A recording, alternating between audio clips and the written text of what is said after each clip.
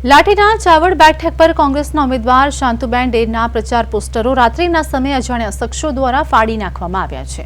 આ ઘટનાના પગલે કોંગ્રેસ નેતા જનીબેન ઠોમરે ભાજપ પર પ્રહારો કરતા જણાવ્યું છે કે ભાજપ દ્વારા કોંગ્રેસના ઉમેદવાર પર ફોર્મ ખેંચવા માટે ભારે સામાજિક દબાણ લાવવામાં આવ્યું હતું અને હવે જ્યારે કાર્યાલયનું ઉદ્ઘાટન થવાનું હતું તે પહેલા જ પોસ્ટરો ફાડીને ડરનો માહોલ ઊભો કરવામાં આવી રહ્યો છે।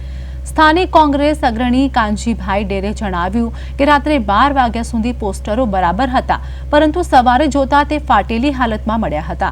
સીસીટીવી ફૂટેજમાં કેટલાક અજાણ્યા શખ્સો આ હરકત કરતા જોવા મળ્યા છે, જે અંગે પોલીસમાં લેખિત અરજી પણ આપવામાં આવી છે।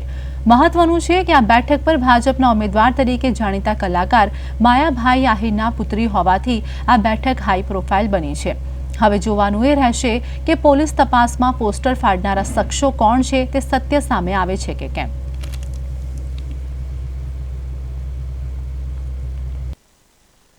આજે 6-6:30 વાગે પોસ્ટરના બેનર મારેલા હતા ને કાલે અમે કાર્યાલય ખોલેલું હતું સાંજે, એટલે ગામમાં અમે પોસ્ટર મારેલ છે।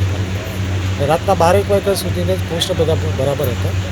સવારમાં અમને મારા ભત્રીએ જાણ કરી કે આપણે બેનરને પોસ્ટર ફાડી નાખેલ છે, એટલે અમે સીધી પોલીસ પાસે ફરિયાદ કરીને અરજી લખેલ છે કે અમારા પોસ્ટર કે બેનર ફાડી નાખ્યા છે। પછી અમે પંચાયતના જે કંઈ 2-3 સીસીટીવી છે એમાં જોયું કે રાત્રે 2 વાગે કોઈ અજાણા શખ્સો આવે છે, બેનર ફાડીને પાછા જતા રહે છે। અમે પોલીસે વિડીયો આપ્યા છે પણ એમાં ક્લિયરિટી અમને આવતી નથી।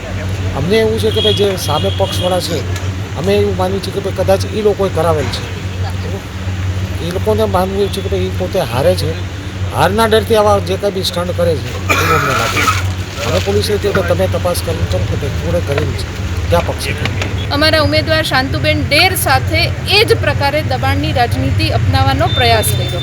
આ સીટ ઉપર લોકપ્રિય સાહિત્યકાર માયાભાઈ આહિરના દીકરી લડી રહ્યા છે, સામે અમારા શાંતુબેન ડેર લડી રહ્યા છે કોંગ્રેસ પક્ષમાંથી। માયાભાઈ આહિરના દીકરી હોવાના નાતે એમના ઉપર સામાજિક દબાણ પણ એટલું આવ્યું કે તમે ઉમેદવારી પત્ર ખેંચી લો, સામે આતાની દીકરી છે। હું એવું આપના માધ્યમથી કહેવા માગું છું કે જો તમે લડવા ઉતરો છો તો તમને લડવાનો ડર શેનો છે, અને જો ડર છે તો પછી લડવા શેના માટે ઉતરો છો। એટલે આજે સ્પષ્ટ રીતના ભારતીય જનતા પાર્ટીનું જે દમનકારી નીતિ અને શાસન છે એ સામે આવ્યું છે।